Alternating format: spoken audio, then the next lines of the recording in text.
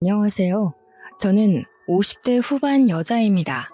이렇게 사연을 쓰게 된 것은 제 운명이라고 생각했던 사람이 최악의 추태로 저를 구렁텅이에 빠뜨린 사연을 말해드리고 싶기 때문입니다. 저는 사랑이라 생각했던 남편에게 배신을 당했지만 그 후에 다시 생각지도 못했던 인연을 만났습니다. 돌고 돌아 행복을 되찾은 저의 파란만장한 이야기 좀 들어보실래요? 저는 작은 시골 마을에서 자랐어요. 하루에 몇 번 오는 버스를 타고 나가야 장에 나갈 수 있는 그런 곳이었죠. 저희 부모님은 넓지 않은 밭을 일구며 하루하루 열심히 살아가고 계셨어요. 저희 가족의 삶이 180도 바뀐 것은 연락이 끊겼던 고모 할머니를 만나면서부터입니다. 고모 할머니는 제과점으로 돈을 벌고 주류 사업에도 손을 뻗어 혼자 힘으로 어마어마한 돈을 버신 분이었어요. 고모 할머니는 결혼을 안 해 자손이 없었죠. 고모 할머니가 검은 승용차를 타고 저희 집에 왔던 그날이 아직도 기억납니다. 그날 이후 저희 집은 읍내에 볕 잘 드는 2층 집으로 이사를 했습니다. 아빠는 농사를 정리하고 읍내에 금은방을 여셨죠. 새 집에 사는 건 좋았지만 한편으론 새로운 생활이 답답하게 느껴지기도 했어요. 읍내로 이사 간 지 1년쯤 되었던 어느 날이었어요. 저는 하굣길에 집으로 가지 않고 시골로 가는 버스를 잡아탔어요. 어느 순간 저도 모르게 버스에 올라 있었죠. 그런데 버스에서 웬 남자애가 말을 거는 게 아니겠어요? 그 남자애는 어릴 때부터 자주 같이 놀던 동네 친구 수호였습니다. 야, 너 미희 아니냐? 너네 집 이사 가고 잘 지내는지 궁금했는데 여기서 이렇게 만나네. 근데 너 되게 이뻐진 것 같다. 너희 부모님은 잘 계시지? 아, 너네 형이랑 누나도 다시 와서 공부한다면서? 새 집에서 사니까 좋냐? 어떻게 한 번을 안 놀러 오냐? 근데 너 어디 가는 거야? 수호잖아.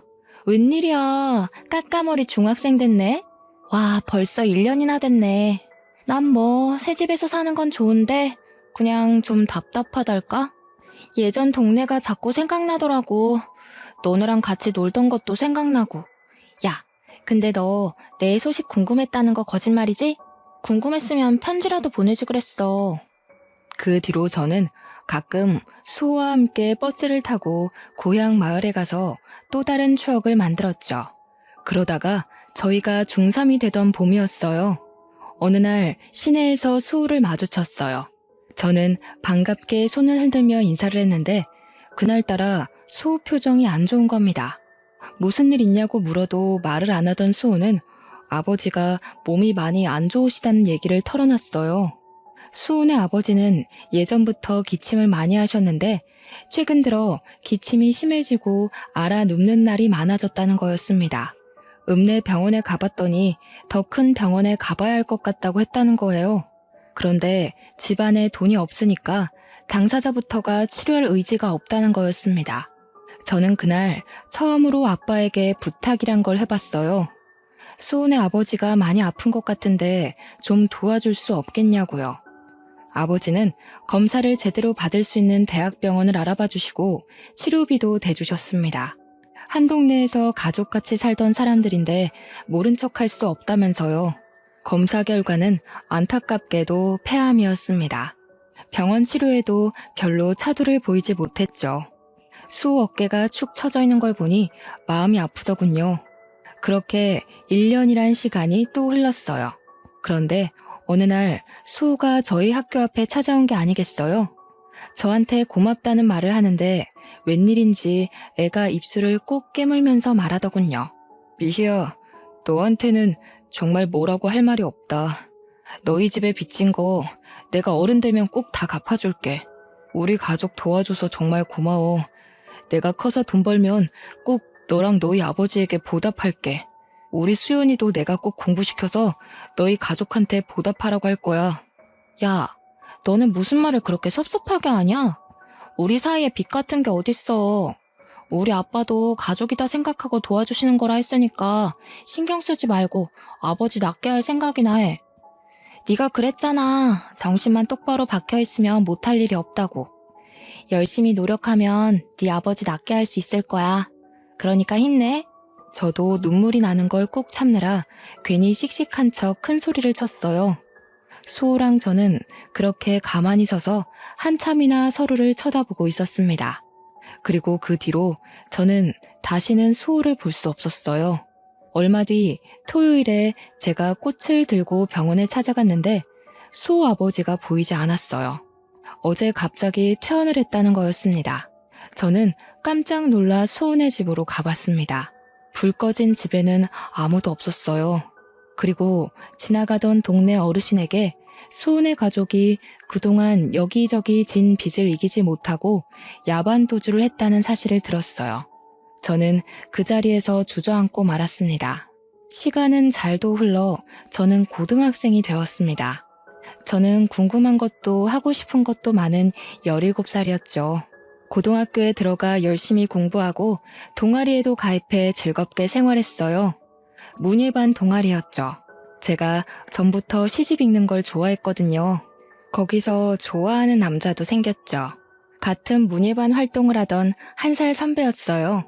시도 잘 쓰고 음악에 대해서도 잘 아는 멋쟁이 선배에게 저는 푹 빠졌어요.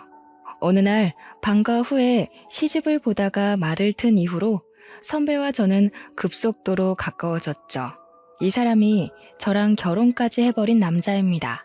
저희는 수험 기간 동안 서로를 격려하며 건전하게 관계를 이어갔습니다. 그런데 제가 고2였고 선배가 고3이 될 때 선배 아버지가 보증 섰던 것이 잘못되어 선배의 집이 망하고 말았어요.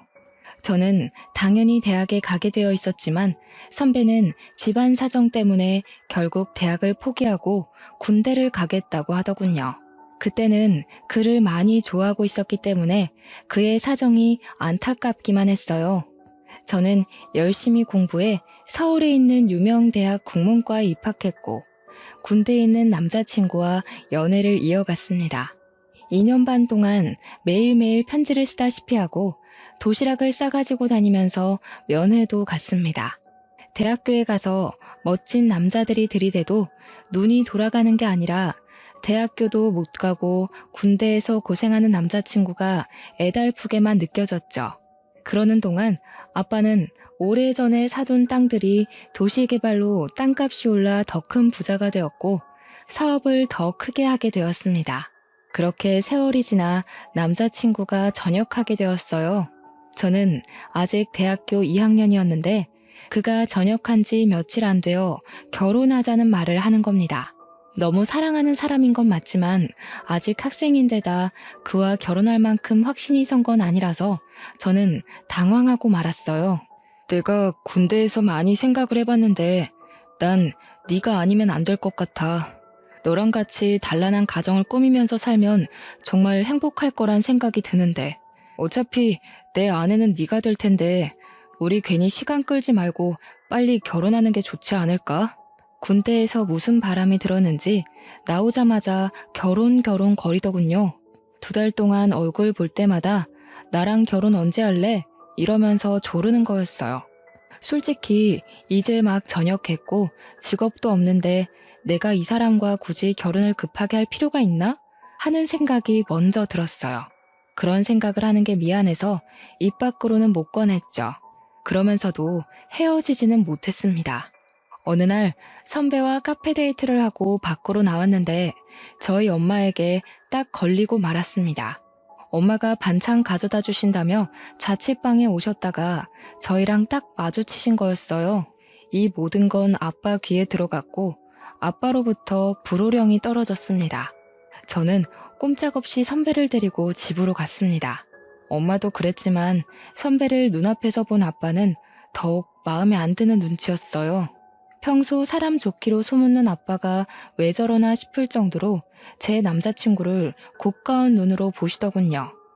우리 미희는 어디에나 내놔도 아쉽지 않은 신부감이고 내가 더 훌륭하게 만들 수가 있어. 현실은 현실이라네. 다 큰 처자랑 그만큼 연애했으면 책임을 져야 하는데 자네는 우리 미희를 책임질 능력이 없자는가. 서로 앞길 막지 말고 이쯤에서 헤어지게나. 이런 말 하는 거 고깝게 생각하지 말게. 이렇게 기우는 결혼은 결혼 후가 더 힘들어질 수가 있어. 연애라는 게 누가 반대하면 더 애틋해지는 법이잖아요. 저는 부모님이 그럴수록 선배와 헤어지고 싶지 않다는 마음이 강해졌어요. 자식 이기는 부모 없다고 하죠. 제 쇄고집에 저희 부모님도 두 손 두 발을 다 들어버렸어요. 지금 생각하면 그때 아빠 말을 들었어야 했어요. 문제는 시어머니를 처음 만난 자리에서 이미 시작되었습니다. 졸업반이었던 저는 유명 출판사에 취직이 결정된 상태였고 남편은 배달 일을 하며 근근히 살고 있었어요. 연애는 5년 넘게 했지만 시어머니를 만나는 건 처음이라 엄청 긴장했습니다. 시어머니는 제 얼굴을 보자마자 제 부모님 재산에 대해 주파나를 굴리는 게 뻔한 대사들을 늘어놓더군요. 그 동네가 개발이 되어서 돈푼 깨나 손에 쥔 알부자들이 많기는 하지. 그렇기는 해도 그런 시골에서 돈이 많아봤자 아니겠냐. 아참, 그러고 보니 서울에도 집이 있다지 않았니? 평창동이랬나?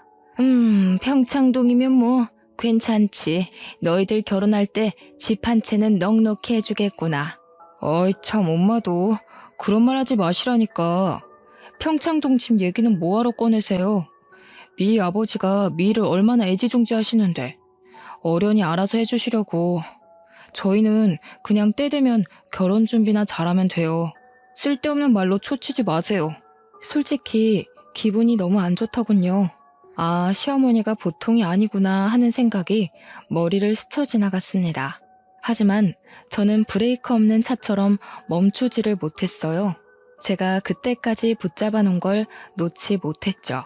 그때 멈추지 못한 게 제 인생의 가장 큰 한이랄까요? 결혼 얘기가 구체화되고 있던 어느 날 남편이 말하더군요. 우리 아빠 회사에 들어가고 싶다고요. 막내딸 사위 체면을 생각하면 당연한 일 아니냐고 당당하게 요구하더군요. 우리 아빠는 말이야, 우리 어릴 때부터 부모는 물고기 잡는 법을 알려줘야지 물고기를 잡아주면 안 된다고 하셨거든. 자식들에게 맹목적으로 퍼주는 분이 아니라고. 그러니까 헛된 기대 갖지 말고 자기 힘으로 자립할 생각을 하라고. 야, 너랑 나 사이에 무슨 그렇게 따지는 게 많아. 내가 나조차고 이러는 게 아니라 내가 직업이 번듯해야 너도 어디 가서 꿀리지 않고 서로 좋다는 거잖아. 장인어른이 그렇게 말해도 네가 좀 더 밀어붙여줄 수 있는 건데 왜 그렇게 딱 잘라 말하는데? 그러니까 번듯한 직업 갖고 싶으면 알아서 노력하라고. 나 어디 가서 얼굴 좀 들고 다니게. 내 핑계 대지 말고 솔직히 말해봐. 제대로 된데 이력서 한번 안 내보고 하늘에서 감이 떨어지기만을 기다리잖아. 결혼 허락도 어렵게 받았는데 괜히 아빠 뿔나서 결혼 뒤집게 만들지 말고. 네가 그렇게 인정머리 없는 앤지 정말 몰랐다. 실망이야. 남편이 하는 말도 기분 상하는데 시어머니까지 전화해서 저를 닥달하더군요. 너는 애가 왜 그렇게 생각이 없니? 네가 결혼할 남편인데 주영이 말 들어보니까 완전 남말하듯 말했더구나. 주영이가 대학 못 간 게 지금도 나는 한이다. 요즘 같은 세상에 대학 못 나오면 무시당하기 십상인데 직업이라도 번듯해야 되지 않겠니? 이제 한 가족인데 주영이가 너희 아버지 회사 들어가면 누이 좋고 매부 좋고 남보기도 좋고 얼마나 좋니? 어머니, 저희 부모님 진짜 어렵게 설득했어요. 저희 아빠 자격 없는 사람한테 회사 안 물려준다고 저희 언니, 오빠한테도 함부로 자리 안 주시는 분이세요. 지금 주영씨 회사에서 꽂아달라는 말 나오면 무슨 수를 써서라도 결혼 뒤집어 엎으려고 하실 거라고요. 참네. 무슨 놈의 집안이 잘나면 얼마나 잘났다고 그렇게 유세를 떨어? 그래봤자 너희 집도 농사나 짓던 집안 아니냔 말이야. 꼬박꼬박 말대답하는 본세가 싹 수 없는 게 이제 보니 부전여전이구나. 어차피 결혼하는 거 사위한테 폼나게 한 자리 떡하니 주는 게 사돈되는 예의지. 어디 그래 오만 유세를 부려? 유세를 부리길. 결혼하기도 전부터 골치가 지끈지끈 아팠습니다. 불행 중 다행이랄까요? 아무리 찔러봐도 제가 눈 하나 깜짝하지 않자 결국 남편이 결혼 전에 스스로 취직을 했습니다. 무슨 재주를 부렸는지 건설회사 영업직으로 떡하니 취직을 한 거예요. 직업도 변변찮은 놈이라면서 사위될 사람을 안 좋게 보던 아빠도 남편이 취직을 하자 마음이 좀 풀리신 것 같았습니다. 그래도 어떻게든 좋게 봐주려고 노력을 많이 하신 거였죠. 내가 자네한테 그동안 섭섭하게 군 거 마음에 담아두지 말게. 자네도 가장이 되고 아이가 생기고 나면 알게 될 거야. 내 말이 피가 되고 살이 되는 말이었다는 걸. 쉽게 얻은 건 쉽게 잃게 마련이네. 나는 그런 모래성에 내 딸을 시집 보내고 싶지 않은 거야. 알겠습니다, 장인어른. 그런데 혹시 저희 신혼집은 미희가 아무 말이 없던데? 신혼집은 그래도 해주시는 건가요? 아무래도 제가 취직한 지도 얼마 안 되고 하다 보니 미희가 알아서 하리라고 생각해서 여태 말은 안 했는데 시기 얼마 안 남았으니 그래도 물어는 봐야 할 것 같아서. 어허, 이 사람 아직도 정신을 못 차렸구먼. 결혼하면서 처가에서 떡이 뚝 떨어지기를 바라는 사람이 어디 있나? 자네가 그러고도 남잔가? 신혼집 얘기 한 번만 더 하면 미희가 죽는다고 나서도 이 결혼 없던 걸로 만들겠네. 아빠는 저를 불러 말씀하셨어요. 미희야, 진짜 이 결혼 해야겠니?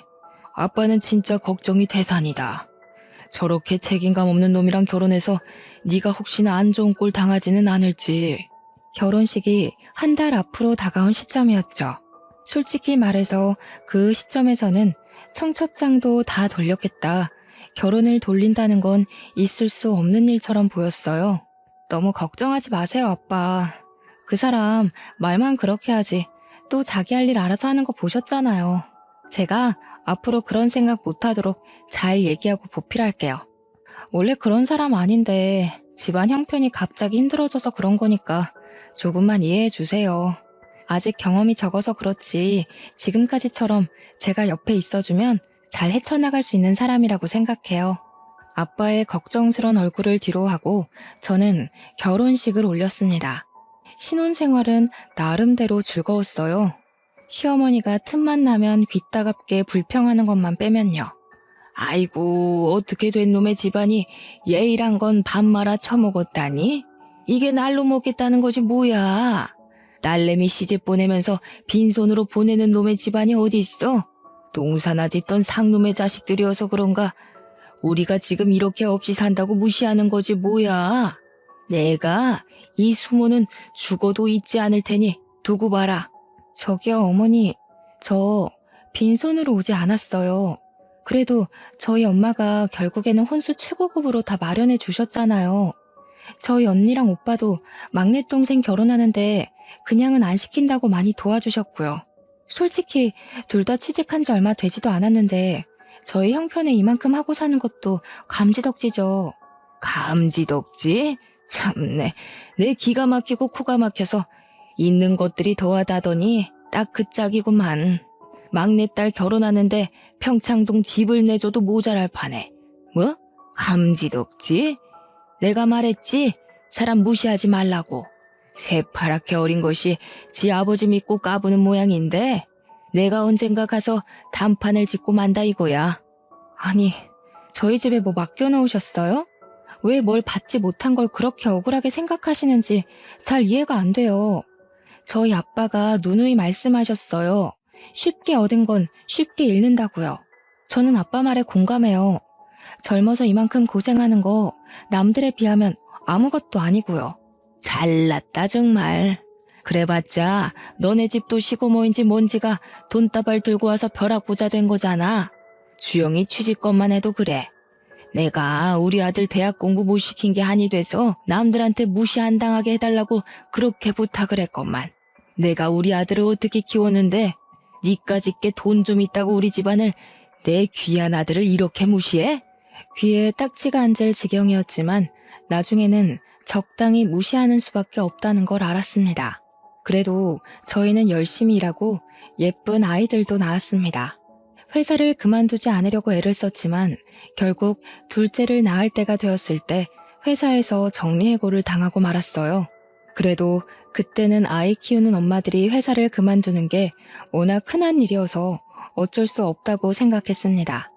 아들 하나 딸 하나 이쁘게 기르는 재미, 남편을 내조하는 재미로 살았어요. 그래도 남편이 책임감이 생겼는지 꽤 열심히 일해서 회사에서 제법 높은 자리에 올라갔어요. 그러는 동안 아이들이 무럭무럭 커서 둘째인 딸도 막 성인이 되었습니다. 저와 남편은 40 끝자락이었죠. 시어머니가 좀 잠잠한가 싶었더니 남편이 사고를 치고 말았습니다. 어느 날 남편이 저를 부르더니 하는 말이 글쎄 5억만 해줄 수 없느냐는 거였습니다. 저는 황당해서 입을 떡 벌리고 말았어요. 5억? 5억이 어디 애들 장난이야? 당신 지금 그걸 말이라고 하는 거야? 당신이 도대체 5억이나 되는 돈이 어디에 어떻게 필요한데? 말을 꺼냈으면 똑바로 설명을 해야지. 나 지금 꼭 필요한 데가 있어서 그래. 나 살리는 셈 치고 한 번만 빌려주라. 여태까지 당신 집에서 우리 도와준 거 하나도 없잖아. 솔직히 이게 말이 된다고 생각해? 친구들은 처가가 잘 사니까 우리도 처가 덕보고 돈 걱정 하나도 없이 사는 줄 아는데 나는 허구한 날 돈돈거리면서 살았다고. 우리 집 덕을 하나도 못 봤다고? 좀 잠잠하다 했더니만 덕을 못 보긴 왜 못 봐. 당신 용종 수술할 때 수술비, 준영이 유럽 여행 갈 때 여행비, 이번에 세영이 대학 등록금까지 아빠랑 언니 오빠들이 알게 모르게 다 내주고 있는 건 왜 입을 싹 닦아 왜? 그 정도로는 만족이 안 돼? 결국 큰돈을 뜯어야 속이 시원하다는 거야? 아니 그게 아니고 당신 집이 그렇게 부잔데 나는 돈에 죽고 돈에 울면서 치사하게 살아왔다 이거지. 솔직히 당신 집에는 5억 정도는 아무것도 아니잖아. 당신은 내가 불쌍하지도 않아? 어쩜 그렇게 인정머리가 없어? 장인어른이나 당신이나 똑같아. 남편 아니 애들 아빠 살리는 셈 치고 5억만 해주라 제발. 내가 이렇게 빌게. 남편은 제 앞에서 무릎 꿇고 빌기까지 했어요. 무슨 일인지 모르니 답답해서 미칠 지경이었습니다. 그러던 와중 남편의 가장 친한 친구에게 전화가 와서 알게 됐습니다. 남편이 어마어마한 사고를 쳤다는 걸요. 주영이 그놈 예전부터 좀 허무맹랑한 데가 있었잖아요.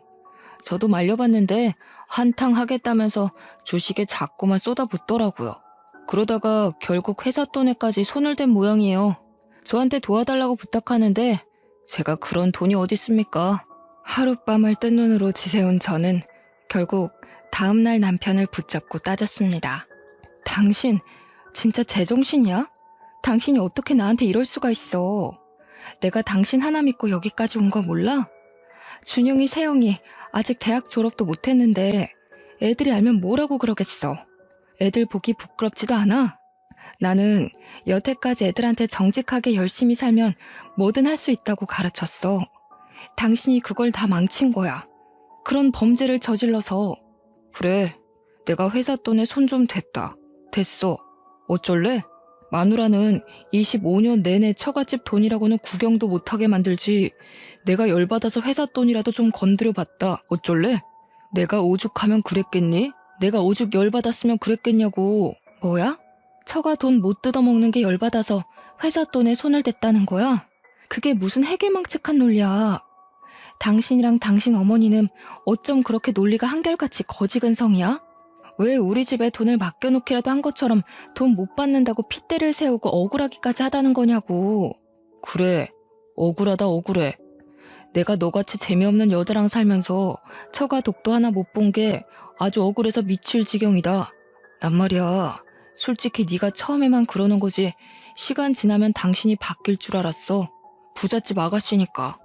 내가 벌어오는 쥐꼬리만한 월급 가지고 쪼개고 쪼개면서 살림 꾸릴 줄 누가 알았냐고. 이럴 거면 내가 당신이랑 왜 결혼해? 내가 진짜 바보였네. 당신 같은 남자 믿고 열심히 살아온 내가 지금은 저 사람이 못나게 굴어도 힘들어서 그러는 거다 하면서 어떻게든 이해해 주려고 애쓴 내가 바보였어. 그날 저는 남편에 대한 모든 희망을 버렸습니다. 그러거나 말거나 남편은 매일같이 자기 좀 살려달라고 저를 닥달했어요. 모르는 체 하고 싶었지만 아빠가 감옥이라도 가면 애들이 받게 될 충격이 두려워 결국 아빠에게 도움을 청했습니다. 아빠, 준영이 아빠가 지금 좀 일이 생겼나 봐요. 보증을 잘못 써가지고 그걸 얼른 갚아야 하는데 혹시 아빠가 조금만 도와주시면 안 될까요? 그런 놈이랑 결혼해서 아빠한테 이런 부탁까지 해야 한다는 게 치가 떨렸지만 애들을 생각하면 가만히 있을 수가 없었습니다. 그런데 아빠는 제 말을 듣고도 별 말씀을 안 하셨어요. 나중에 알게 된 거지만 그때 아빠 사업이 어려워져 부도 위기에 몰린 거였어요. 게다가 엄마가 나에게 말을 못 하셨는데 아빠는 가난 말기라는 선고까지 받은 상황이었죠. 그때 아빠 마음이 얼마나 딱하셨을까요? 저는 뒤늦게 그 사실을 알고 아빠를 붙잡고 펑펑 울었습니다. 그리고 남편은 곧 싸늘해졌습니다. 저희 아빠 회사가 어려워졌다는 걸 알게 된 거죠. 그 이유를 곧 알게 됐습니다. 저한테는 말도 안 걸던 사람이 이제는 대놓고 어떤 여자와 통화를 하더군요. 그 여자는 남편이 고객을 접대하려고 자주 데려갔던 룸살롱의 사장이었습니다. 남편이 일 때문에 룸살롱에 드나든다는 건 알고 있었지만 영업하는 사람이니 어쩔 수 없기도 하고 크게 걱정하지는 않았어요. 남편이 자기는 그런 여자들 더럽기만 하다면서 거저 줘도 안 먹으니 걱정 말라고 큰 소리를 쳤거든요. 그런데 알고 보니 남편은 그 더럽다는 여자랑 군대에 있을 때부터 그렇고 그런 사이였던 거였습니다. 이 새벽에 어딜 가서 안 들어오나 하고 베란다로 나가보니 남편이란 작자는 스피커까지 켜놓고 룸살롱 마담이랑 통화하고 있었습니다. 저는 조용히 휴대폰 녹음기를 켜서 그 통화를 녹음했어요. 혜은아, 나는 진짜 너밖에 없어. 마누라는 아무짝에도 쓸모가 없어. 내 사랑은 25년 전이나 지금이나 한결같이 너밖에 없다는 거 알지? 이렇게 아무것도 못 뜯어낼 줄 알았으면 처음부터 그냥 너랑 결혼할 걸 그랬어. 나 이제 진짜 더 이상 그 여자랑 살 이유 없어. 계획은 다 틀어졌지만 이제 상관없어. 얼른 이혼하고 너랑 같이 살 거야. 남편이 그 여자랑 하는 말을 들으니 온몸에 소름이 돋았어요. 귓가가 윙윙거리고 그 자리에서 쓰러질 것만 같았지만 무슨 말을 하는지 제 귀로 똑똑히 들어야 했습니다. 알고 보니 군대 갔다 와서 저한테 들이댄 것도 저한테 콩고물이라도 얻어서 그 여자한테 갖다 바치려고 그런 거였더군요. 뜯어낼 거 다 뜯어내서 그 여자에게 새 장가들 심산이었던 거였습니다. 아니, 그 여자는 자기 남편이 감옥 가게 생겼다는데도 아무것도 안 해준다는 거야? 나 같으면 내 장기를 팔아서라도 어떻게든 돈을 마련해주겠다. 자기는 어떻게 그런 여자랑 25년이나 살았어? 그러게나 말이야. 그 옆엔 내가 다른 건 몰라도 애들을 끔찍하게 생각하는 사람이니 애들 아빠가 감옥 가게 생겼다고 하면 아빠를 팔아서라도 뭐라도 해줄 줄 알았지. 괜히 거짓말해준 홍석이한테만 미안하게 됐지 뭐야. 하여튼 그 옆엔 애도 독한 여자라니까. 아, 됐어. 자기, 나 돈 많이 버는 거 몰라? 5억? 그까짓 돈 나 하룻밤에도 버는 사람이야. 그 옆에 애랑은 차원이 다르다고. 자기 하나 정도 책임지는 거 일도 아니니까 걱정 말고 나한테 와. 이제 나도 자기랑 좀 편하게 쉬고 싶네. 역시 능력 있는 여자가 좋구먼. 집에서 바가지 긁을 줄이나 아는 옆에 애랑은 차원이 다르지 그럼. 거리 오머니 최고라니까. 내가 처음부터 알아봤어야 하는 건데. 다음날 아침 저는 뻔뻔하게 식탁 앞에 앉은 남편에게 밥 대신 어젯밤 통화의 녹음을 틀어줬습니다. 독한 년. 네가 그딴 식으로 하니까 너한테 정을 줄래도 줄 수가 없는 거야. 치가 떨리는 년. 더 이상 내려갈 바닥도 없었습니다. 그래도 아이들 아빠에게 그때까지도 저는 끝장을 보고 싶지는 않았어요. 고민하다 시어머니를 찾아갔습니다. 당신 아들의 쓰레기 짓을 밝힐 생각이었습니다. 그런데 시어머니가 자기가 먼저 선수를 치는 게 아니겠어요? 너희 집 망했다면서? 그렇게 유세 부리더니 꼴 좋지 뭐야. 내 그럴 줄 알았다니까. 우리 아들 도와주지도 못하는 며느리는 이제 필요 없다 이거야. 솔직히 너한테 볼 게 돈 많은 친정밖에 더 있었니? 우리 주영이는 훨씬 더 능력 있는 여자 만날 수 있다고 내가 누누이 말했지? 능력 있는 새며느리 들어오면 나야 좋지. 당신 아들이 그래요? 능력 있는 여자 새로 만날 거라고? 그래. 능력 있는 커리우먼 만난다길래 내가 그러라 그랬다. 진즉에 그랬어야지. 인생에 하등도 만들고 툭하면 바가지나 긁는 옆에 내를 뭐 좋다고 수십 년이나 데리고 살아? 지네 돈은 지네 돈이라고 움켜쥐고 한 푼도 안 주려고 부들부들 떨더니 잘 됐지 뭐. 이제 서로 갈 길 가면 되는 거 아니냐? 그 여자가 커리 어머니라고요? 어머니, 그 여자 무슨 일 하는지 몰라서 그러시는 거죠? 당신 아들이 결혼 전부터 술집 다니면서 사귄 여자라고요. 자기 입으로 그렇게 더럽다고 저도 안 먹는다고 멸시하던 그런 여자라고요. 그래도 좋으시다는 거예요? 진짜 애들 아빠가 그런 여자랑 붙어 먹어도 괜찮으시냐고요. 아이고 참네. 요즘 같은 세상에 직업의 귀천이 어디 있나. 개같이 벌어서 정승같이 쓴다는 말이 괜히 있는지 알아? 그리고 너 그거 아니? 주영이 회사에 넣어준 것도 그 여자가 해준 거. 너는 아무리 부탁해도 안 들어준 걸 그 여자는 한 방에 해결해 준 거란다. 이제 무슨 말인지 알겠지? 알아들었으면 내 아들 앞길 막지 말고 썩 꺼지거라. 남편이 룸살롱 마담이랑 그렇고 그런 사이란 걸 안 순간부터 저한테 돈 뜯어내려고 그런 거짓말까지 꾸며냈다는 걸 알았을 때도 저는 어떻게든 이성을 잃지 않으려고 노력했습니다. 저는 엄마이고 저에게는 지켜야 할 가정이 있으니까요. 하지만 시어머니가 뱉어내는 천박한 말들을 듣고 있자니 인간적인 선을 넘지 않으려고 저 혼자 아무리 발버둥 쳐봐야 될 일이 아니라는 걸 깨달을 수밖에 없었습니다. 시어머니는 다 알고 있었던 거예요. 남편이 결혼 전부터 바람 피운 것부터 돈 뜯어내서 세장가 가려고 저랑 결혼한 것까지 그 어머니의 그 아들이라고 부끄러운지도 모르고 모든 걸 제 탓으로 돌리고 있더군요. 아픈 아빠한테는 사실대로 말할 수가 없었어요. 엄마에겐 말할 수밖에 없었지만 병원에 있는 아빠 모르게 이혼 소송을 준비했습니다. 김서방은 왜 안 오냐면서 할 말이 있다고 남편을 찾는 아빠 때문에 저는 입술을 깨물며 눈물을 참아야 했습니다. 그래도 이혼 소송은 제대로 진행되고 있었어요. 저를 우습게 여긴 남편이 조심성 없이 상간녀랑 통화한 덕에 남편 귀책 사유로 이혼 소송을 했죠. 아이들에겐 미안했지만 아이들을 위해서라도 그런 사람과는 연을 끊어야 했어요. 애들이 성인이긴 해도 아직 어렸지만 숨기려 해봤자 더 상처만 받을 것 같아 억지로 숨기려 하지는 않았습니다. 예상대로 아이들은 크게 놀라고 상처를 받았지만 그래도 상황을 냉정하게 파악하고 제 편을 들어주더군요. 아빠는 결국 돌아가셨습니다. 저는 모든 걸 잃은 기분이었어요. 아빠의 장례식 날 예전에 알던 어른들이 많이 찾아오셨어요. 다들 아빠는 정말 좋은 분이었으니 좋은 곳으로 가셨을 거라고 저를 위로해 주셨습니다.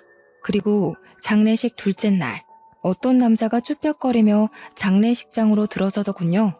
저는 누군지 얼른 생각이 나질 않아 인사만 드리고 가만히 서 있었습니다. 그런데 그 남자가 저를 울리더니 그대로 엎드려 큰 소리로 우는 게 아니겠어요? 아버님, 저 왔어요. 저 수호예요, 아버님. 너무 늦게 와서 죄송해요. 진작에 왔어야 하는데 저희 아빠 살려주시려고 그렇게 애를 쓰셨는데 저희가 말도 못하고 그렇게 가버려서 아버님 죄송합니다. 용서해 주세요. 저는 깜짝 놀라 남자의 얼굴을 쳐다봤습니다. 과연 까까머리 중학생일 때 봤던 수호의 앳된 얼굴이 그 남자 얼굴에 남아 있었습니다. 그동안 수호는 저희 집에 진 빚을 갚고 싶어서 열심히 노력했다고 했어요. 대학은 못 갔지만 공무원 시험을 봐서 20년 넘게 공무원으로 근무했다고 했습니다. 조금 살만해져서 이제는 아버님을 한번 찾아가 봐야지 했는데 하필이면 그때 사기를 당했어. 공무원 수입이야 뻔하잖니. 마음의 빚을 갚고 싶다는 생각을 평생 갖고 살았던 게 어리석은 선택으로 이어진 거야. 너무 힘들었어. 그래도 아버님 이렇게 돌아가실 줄 알았으면 그때라도 와봤어야 하는 건데 내가 또 평생 못 갚을 빚을 지고 말았구나. 에이, 수호야. 그건 가족처럼 생각해서 도와준 거니까 빚이라 생각 안 해도 된다고 아빠가 그러셨는데 평생 담고 있었다니. 너희 그렇게 가고 어떻게 지내는지 너무 걱정되고 궁금했는데 또 그런 일 당했다니 마음이 안 좋네. 그래도 여기까지 와줘서 고마워. 아빠도 가시면서 네 얼굴 볼 수 있어서 기뻐하실 거야. 그래도 그게 꼭 나쁜 일만은 아니었던 게 사기당하고 나서 퇴직하고 퇴직금으로 장사를 시작했거든. 심기일전해서 죽기 살기로 했더니 장사가 엄청 잘 되어가지고 지금은 빚도 다 갚고 얼마 전엔 제법 높은 건물도 하나 샀잖니. 이제라도 너희 가족한테 받은 거 돌려주려 했는데 너무 늦어버렸지만 너한테라도 오늘 갚고 싶다, 미희야. 수우는 저희 집 사정이 안 좋아진 데다 제가 남편에게 배신당해 이혼한 걸 알고는 무척 가슴 아파했습니다. 한사코 거절해도 그때 받은 걸 갚고 싶다면서 저한테 선물을 줘야겠다고 했어요. 그렇게 수우가 저에게 준 선물은 옛날에 아빠가 금은방을 하던 바로 그 건물이었습니다. 진짜 이렇게까지 안 해도 되는데 수호야, 이 은혜를 어떻게 갚지? 너는 평생 마음에 빚을 안고 살았다면서 나한테 똑같이 빚을 안겨주는구나. 너야말로 빚이라고 생각하지 마. 너희 가족한테 받은 거 생각하면 이것도 아무것도 아니야. 마음 같아선 더 큰 건물 주고 싶다고. 그때 우리 아빠 아프고 나서 자꾸 빚만 늘어가지. 빚쟁이들이 틈만 나면 집에 들이닥쳐서 협박하지. 진짜 죽을 맛이었거든.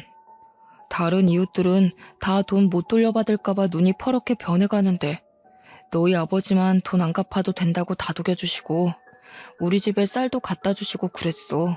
우리 아빠가 그랬다고? 나는 몰랐는데. 난 너희 집 그렇게까지 힘든 것도 모르고. 너까지 동정했으면 내가 오히려 힘들었을 거야. 아저씨가 몰래 도와주신 거야. 솔직히 나 그 뒤로 너희 아빠 덕에 똑바로 살 수 있었어. 우리 아빠 돌아가시고 한동안 방황했거든. 아저씨가 아무리 어려운 상황이라도 정신만 똑바로 박혀있으면 뭐든 할 수 있다고 늘 그러셨거든. 살면서 힘들 때면 그 말 붙잡고 일어났어 나. 참 놀라운 일이었습니다.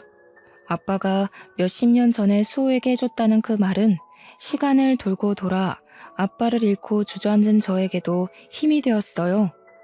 저는 다시 힘을 내어 아빠가 금은방을 했던 그 자리에 식당을 열었습니다. 다행히 식당은 잘 되었습니다. 입소문을 타서 몇 달 만에 줄을 서서 먹을 만큼 손님이 많았어요. 2년도 안 되어 옆 동네에 체인이 생겼고 제 힘으로 아파트를 살 수 있을 만큼 돈을 벌었어요. 무엇보다 좋은 건 저한테 사업 수완이 있다는 걸 알게 된 거였습니다. 식당이 자리를 잡기 시작하자 저는 어느 지역에 가면 이 지역에는 어떤 사업이 필요하다는 게 그림처럼 그려졌어요. 그 뒤로 여기저기 여행을 다니며 사업 영감을 받은 덕에 지금은 전국 5개 도시에 식당을 갖게 되었습니다. 저희 고모할머니처럼 저도 제 손으로 사업을 해서 자수성가를 하게 됐습니다. 여행을 많이 다니게 된 것도 사실은 수호 덕이었어요. 알고 보니 수호도 사기당했을 때 아내가 바람나서 애들까지 버리고 집을 나가버렸다지 뭡니까. 동병상련 같은 처지였어요. 수호와는 자주 만나며 서로의 상처를 보듬고 용기를 북돋워주며 옛 추억도 되새기는 사이가 됐죠. 어느 날 수호가 말했습니다. 미희야, 너한테 이런 말하는 거 너무 쑥스럽기는 한데 나 사실은 예전에 너 좋아했다? 그거 몰랐지? 우리가 그때는 아무것도 몰라서 이렇게 많은 시간을 보내고서야 만나게 됐지만 나는 너랑 있으면 어릴 때로 돌아간 것 같이 편하고 좋아. 너만 괜찮으면 우리 남은 인생 서로 보듬으며 함께 하면 어떨까 싶은데. 저도 사실 수호랑 있으면 어린아이가 된 것처럼 마음이 편해졌거든요. 저에게 힘이 되어주고 제 아픔에 더 아파해주는 수호의 손을 기꺼이 잡았습니다. 각자 사업도 꽤 안정이 되었겠다. 아이들도 다 커서 취직했겠다. 저희는 시간 날 때마다 여행을 다니며 여생을 즐기기로 한 거죠. 몇 년이 걸린 이혼 소송에도 결국 승소해 위자료로 아파트 한 채 값을 받게 되었어요. 결혼 생활 동안 재산 증식에 기여한 것이 인정된 것이죠. 판결이 나고 얼마 지나지 않아 남편은 초췌한 몰골로 저를 찾아왔습니다. 능력 있는 여자 만나서 떵떵거리고 살겠다던 자신만만한 태세는 다 어디 가고 자기가 지금 죽게 생겼으니 한 번만 도와줄 수 없냐면서 저를 붙잡고 늘어지는 게 아니겠어요. 알고 보니 룸살롱 마담에게는 사실혼 관계인 조직폭력배 애인이 있었던 거였습니다. 그 여자는 깡패 애인과 사이가 잠깐 안 좋았을 때 전 남편을 데려다 살림을 차린 거였고요. 잘못 걸려도 한참 잘못 걸린 거죠. 이 사실을 안 깡패 애인은 노발대발해서 전 남편을 끌고 갔습니다. 실컷 얻어맞은 전 남편은 자기가 잘못한 거 돈으로 갚을 테니 목숨만 살려달라고 빌어 거래 아닌 거래에 지장을 찍었다는 겁니다. 능력 있는 여자 만나서 5억쯤은 별거 아니라더니 그 여자 때문에 그보다 훨씬 더 큰 빚을 지게 된 거였어요. 정말이지 내가 저런 어처구니 없는 남자랑 살았구나 하는 생각이 다시금 들지 않을 수 없었습니다. 이야, 내가 너한테 이런 말할 면목이 없는 거 아는데, 나도 아는데 나 진짜 이거 안 갚으면 언제 어떻게 될지 몰라. 제발 나 좀 한 번만 살려주라 제발. 너 돈 많이 벌었다며? 너는 돈 없어도 다시 일어날 능력이 있잖아. 나는 솔직히 이제 아무것도 없어. 애들 아빠 살리는 셈 치고 아직도 더러운 입으로 애들 우는할 힘이 남은 걸 보니 당신은 아직도 멀었네. 준영이랑 세영이가 그러더라. 아빠도 아빠 같아야 아빠지. 엄마 속여먹고 등쳐먹은 더러운 인간은 아빠가 아니라고. 요즘 애들은 부모라고 무조건 편들어주고 그러지 않아. 내가 그러지 말라고 해도 아빠랑 영 끊자고 자기들이 먼저 그러더라. 시어머니까지 연락해 여태까지 안 도와줬으니 이제는 한번 도와주라고 말도 안 되는 소리를 짓거렸습니다. 아무리 그래도 애들 아빠인데 어쩌면 애들까지 너 닮아서 인정머리 없고 싹수가 없니? 너 이제 돈 많다며. 지금껏 못 쌓은 덕 쌓는 셈 치고 애들 아빠 한 번만 도와줘라. 걔가 그 나이에 무슨 재주로 그 큰 돈을 만드니? 어머니, 전 그 사람이 못나게 굴어도 전 상황이 어려워서 그런 거려니 조금 있으면 괜찮아지겠거니 했어요. 그런데 아니더라고요. 제가 이해해주면 할수록 그 사람은 점점 더 최악의 인간이 되더군요. 이제 보니 그런 인간 쓰레기 만드는데 어머니가 톡톡히 공을 세우셨네요? 어머니도 그러지 마세요. 그거 자식 위하는 거 아닙니다. 애들은 그 인간 상종도 말라는데 저는 전 남편이란 인간에게 똑똑히 한마디 해줬습니다. 우리 아빠가 그러셨거든. 아무리 힘들어도 정신만 똑바로 차리면 뭐든 할 수 있다고. 솔직히 당신 같은 쓰레기가 정신을 차릴 수 있을진 모르겠지만 자기가 싼 똥은 자기가 치우는 거라는 망고의 진리를 이제라도 배워. 배움에는 때가 없는 법이라잖아. 이제라도 배워서 제발 죽기 전에 한 번이라도 사람 구실하면서 살아. 그게 당신의 마지막 살 길이야. 이제는 정말 아무 걱정 없이 사업은 사업대로, 사랑은 사랑대로, 탄탄대로입니다. 얼마 전에는 제 아들이 결혼할 여자를 데려와 상견례 자리에 지금의 남편 수호와 함께 나갔습니다. 저희는 식은 안 올렸지만 혼인신고를 하고 부부로 살고 있습니다. 저의 가장 든든한 지지자인 남편은 이제 제 아이들 아빠 노릇을 톡톡히 해주고 있답니다. 똑같이 어려운 상황에서 대학에 못 갔지만 자기 힘으로 노력해서 일어난 멋진 새로운 아빠가 아이들에게 생긴 거죠. 제 이야기는 여기까지입니다. 제 첫 결혼은 최악이었지만 지금은 정말 행복한 삶을 살고 있어요. 처음부터 서로를 알아봤으면 좋았을걸. 전 남편이라는 쓰레기 때문에 너무 먼 길을 돌아왔네요. 하지만 저는 후회하지 않아요. 아이들이라는 좋은 선물도 받았고 아픔을 딛고 일어나는 법도 배웠으니까요. 이렇게 뒤늦게라도 찾은 행복을 여러분께 조금이라도 나눠드리고 싶네요. 여러분도 저희 아빠 말처럼 어떤 상황에서도 포기하지 마시고 행복을 찾으셨으면 좋겠습니다.